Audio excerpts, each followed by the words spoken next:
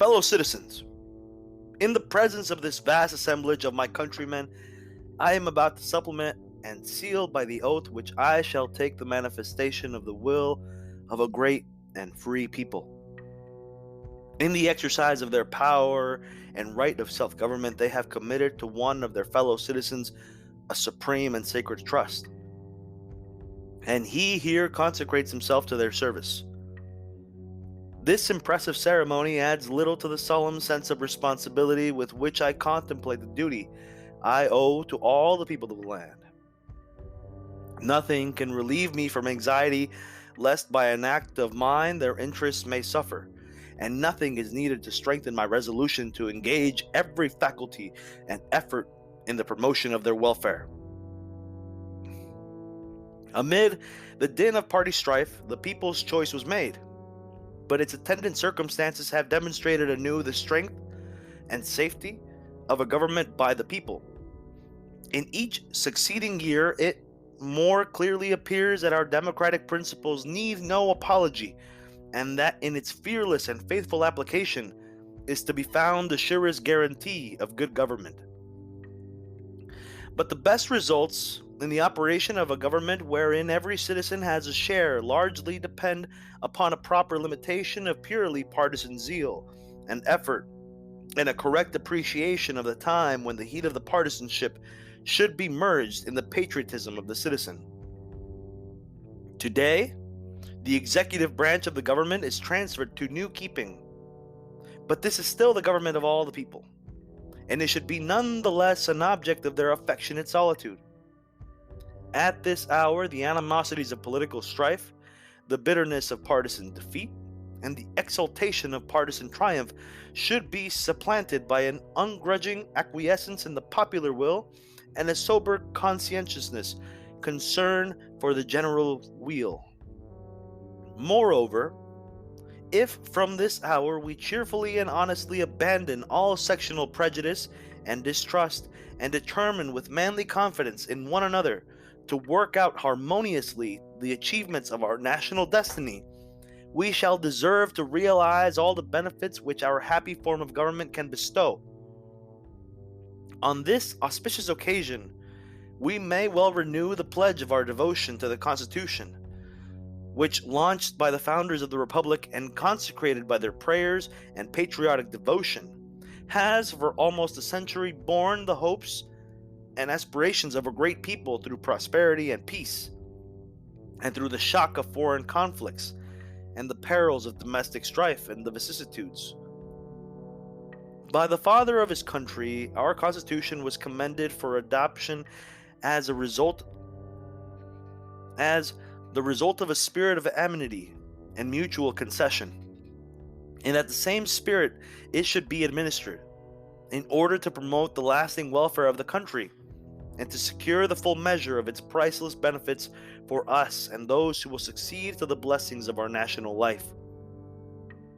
The large variety of diverse and competing interests subject to federal control,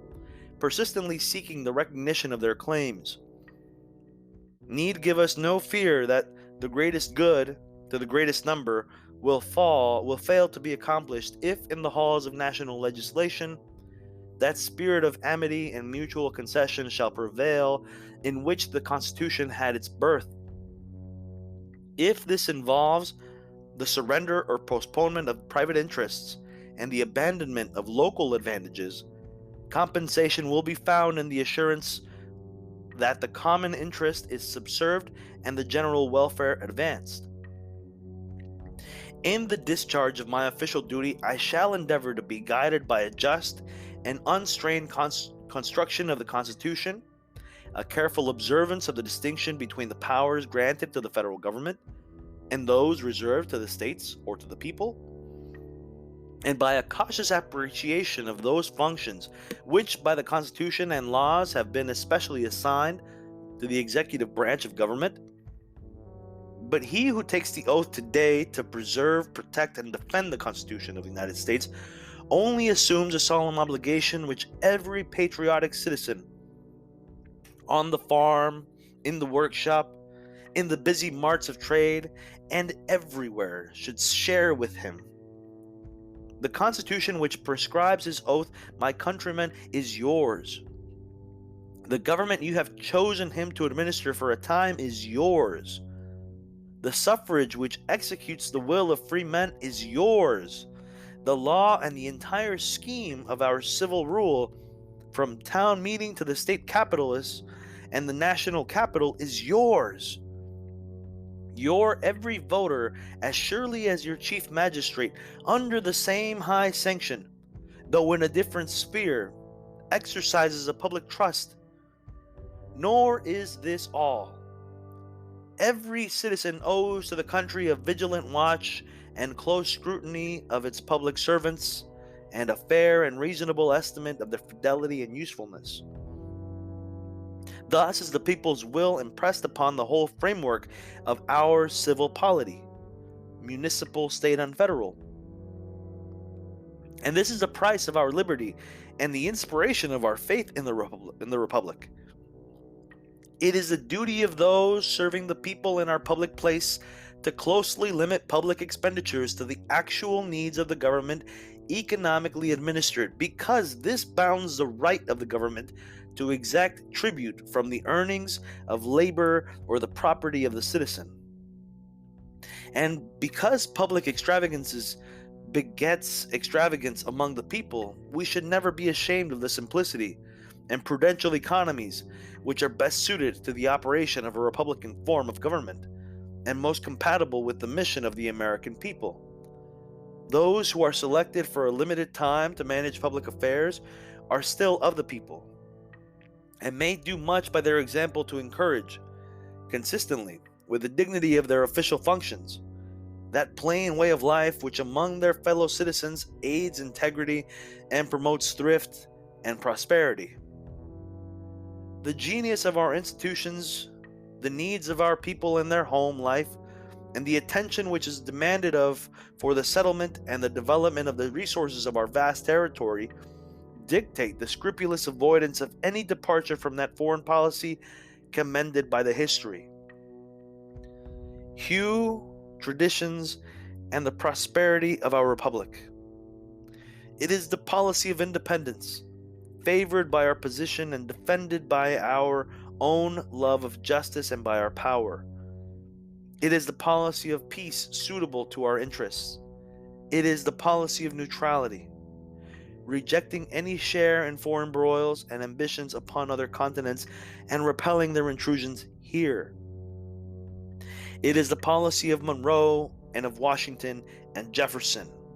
Peace, commerce, and honest friendship with all nations, entangling alliance with none. A due regard for the interests and prosperity of all the people demands that our finances shall be established upon such a sound and sensible basis as shall secure the safety and confidence of business interests and make the wage of labor sure and steady, and that our system of revenue shall be so adjusted as to relieve the people of unnecessary taxation, having a due regard to the interests of capital invested and working men employed in American industries, and preventing the accumulation of a surplus in the treasury to tempt extravagance and waste. Care for the property of the nation and for the needs of the future settlers requires that the public domain shall be protected from purloining schemes and unlawful occupation. The conscience of the people demands that the Indians within our boundaries shall be fairly and honestly treated as wards of the government, and their education and civilization promoted with a view to their ultimate citizenship. And that polygamy in the territories, destructive of the family relation and offensive to the moral sense of the civilized world, shall be repressed. The laws should be rigidly enforced to prohibit the immigration of a servile class to compete with American labor, with no intention of acquiring citizenship, and bringing with them and retaining habits and customs that are repugnant to our civilization. The people demand reform in the administration of the government and the application of business principles to public affairs. As a means to this end, civil service reform should be in good faith enforced. Our citizens have the right to protection from the incompetency of public employees who hold their places solely as a reward of partisan service, and from the corrupting influence of those who promise and the vicious methods of those who expect such rewards. And those who worthily seek public employment have the right to insist that merit and competency shall be recognized instead of party subserviency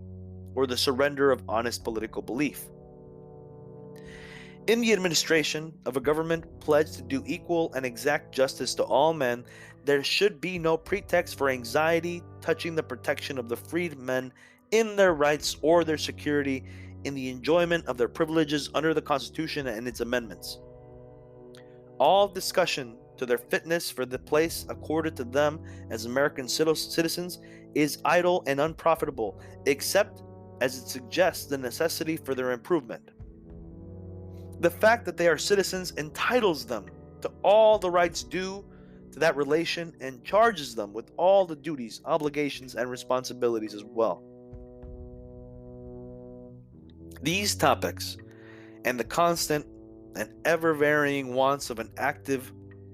and enterprising population may well receive the attention and the patriotic endeavor of all who make and execute the federal law. Our duties are practical and call for industrious application, an intelligent perception of the claims of public office, and above all, a firm determination,